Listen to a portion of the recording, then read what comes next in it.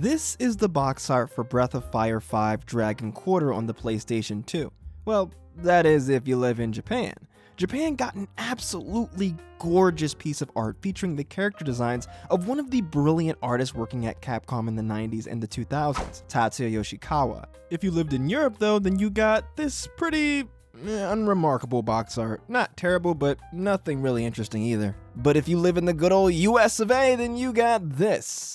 Yeah, that's not it. A game's box art is your first interaction with the game. When you buy a game from a game store or download a game off of an online platform, this is the first thing you see, so it's gotta be really striking. You can't judge a book by its cover, but if the cover sucks, then you're less likely to get it. Nowadays, YouTube, Twitch, and the ever-presence of game review sites have slowly but surely lessened the impact of video game box art, because now you can learn everything about a game before you even play it. A few minutes of research will show you if this is a game you're gonna be able to vibe with or not. But back in the day, game box art was super important. If you were going to a game store to pick up a new game, a really good box art might be enough to sway you into crying to convince your mom to buy you the game. So companies would try to change the box art in different countries to maximize its appeal to the demographic in each location. Capcom's Breath of Fire series has a long history of changing box arts in different regions. The Japanese box of the original 1993 Breath of Fire on the Super Nintendo has some pretty cool art. It definitely has that 90s charm. The American version throws all that out the window. Instead, it gives us this really hardcore artwork with a darker color palette. The shading is a lot more pronounced here. The Japanese version uses a lot of whites in the palette, while the American version uses a lot of blacks. The next game in the series, Breath of Fire 2, really shows off the difference between 90s Japanese and 90s American comics. The Japanese version has all the characters looking cocky and fun. Then you've got the American version where everyone just looks insane. Even the dog is mean mugging you. This artwork just oozes with edge. The third game in the series, Breath of Fire 3, is when things really get interesting though. The Japanese version is really eye-catching with its vibrant colors and stylish character designs. The American version doesn't use an edgy comic book art style this time. Instead, it just has a sword with fire. How did they go from this to the most boring artwork ever? But hey, at the very least, I prefer this to the European version. This 3D model is awful. Not only does this lady have an absurdly thin waist, she looks like she's just seen death. 3D models were used from time to time on the covers of Western versions of Japanese games back in the 90s and 2000s. 3D technology was new and it looked futuristic and cool, so I guess it made sense back then. Strangely, the opposite happened with 2007's No More Heroes on the Wii. The original Japanese version has 3D models of Travis Touchdown and Sylvia standing in the middle of a street. However, the American version uses 2D artwork of Travis. Obviously, I prefer the American version. That angle of Travis holding his beam katana is just so awesome. Several of the games made by the series creators Suda51 have box art changes in different regions. The Japanese box art for 2005's Killer 7 is, there. It's the title of the game on there twice, and you got Capcom's logo just chilling in the middle there. And there's some patterns in the background.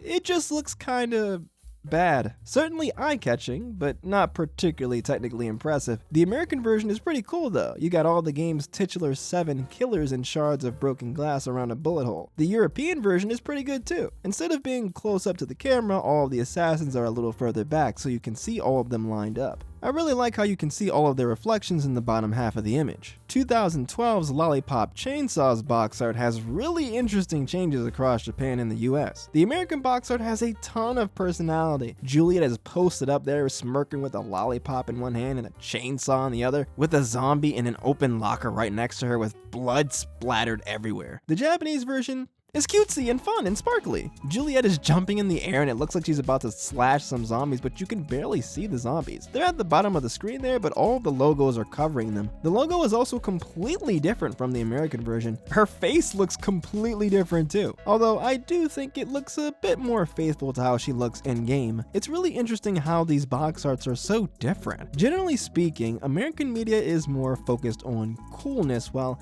Japanese media is more infatuated with cuteness, and Lollipop Chainsaw is the perfect example of this. Look at how bloody the American cover is compared to the Japanese one. Part of that may also have to do with censorship guidelines. Another zombie game, 2008's Left 4 Dead, had an interesting censorship situation. So this is the Left 4 Dead box art used in most parts of the world. Iconic, right? You got a hand reaching up with its thumb torn off.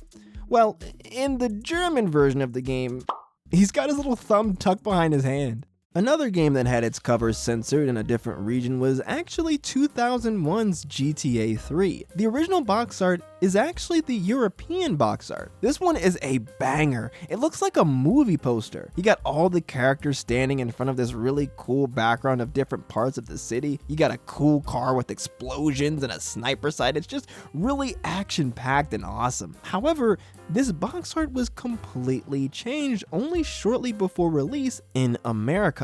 The reason for this change was 9/11. GTA 3 released only a month and a half after the 9/11 attacks, so Rockstar changed the box art for America. If I had to guess why, it's probably because there's a big explosion and the game takes place in a city that's pretty obviously based on New York City. While Rockstar may have censored the box art in America, it ended up working out because it led to the iconic GTA box art style, with individual portraits separated by black borders. While I do prefer the European box art, the American art is far more memorable. There actually were quite a number of other box art variants in other parts of the world. Instead of spelling out the words Grand Theft Auto, the Italian version of the game just uses the abbreviation GTA. The German version uses the same style as the American version, but it uses some different images in the boxes. Also, it uses the abbreviated title like the Italian version. The Australian version uses the image of the car and the sniper sight for the box art image. It's not my favorite box art, but it's still looks pretty cool. The American box art would set the template for what would be used in almost every other GTA's box art afterward. However,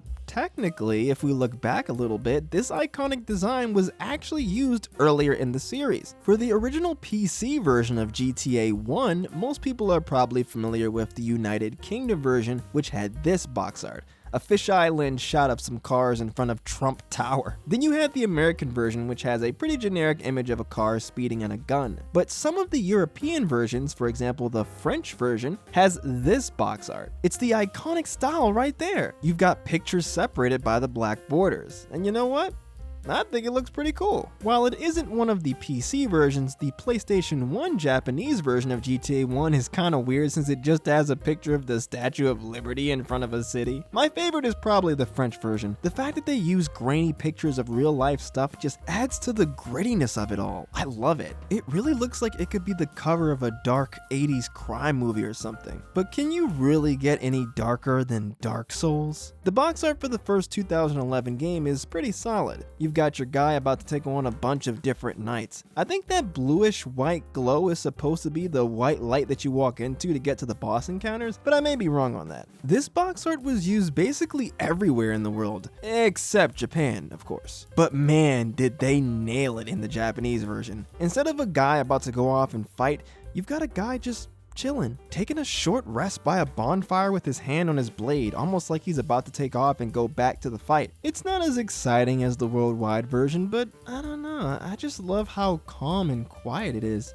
The bonfire is one of the most iconic elements of the Souls series, and this box art perfectly illustrates those brief moments of rest that you get in Dark Souls. Dark Souls 2 has an honestly pretty boring cover, just a guy with his back to the camera. However, the Japanese version is good. It seems to be an image of your character dying and leaving behind all of the souls he collected. Once again, I think it's just a cool way to show off one of the game's signature mechanics. I don't like it as much as Dark Souls 1's Japanese box art, but this one is still good. Dark Souls 3's art was used all over the world, even in Japan, and it's pretty good. It looks like a guy is fading away after dying. Not my favorite, but definitely a solid piece of art. The predecessor to the Dark Souls series, Demon Souls, has pretty mediocre artwork. Just a guy with some armor and some blue aura around him. But the Japanese version, My man just took a serious L. He's just slumped on the floor with arrows coming out of his shield. I love how the Japanese box arts aren't afraid to make your character look uncool.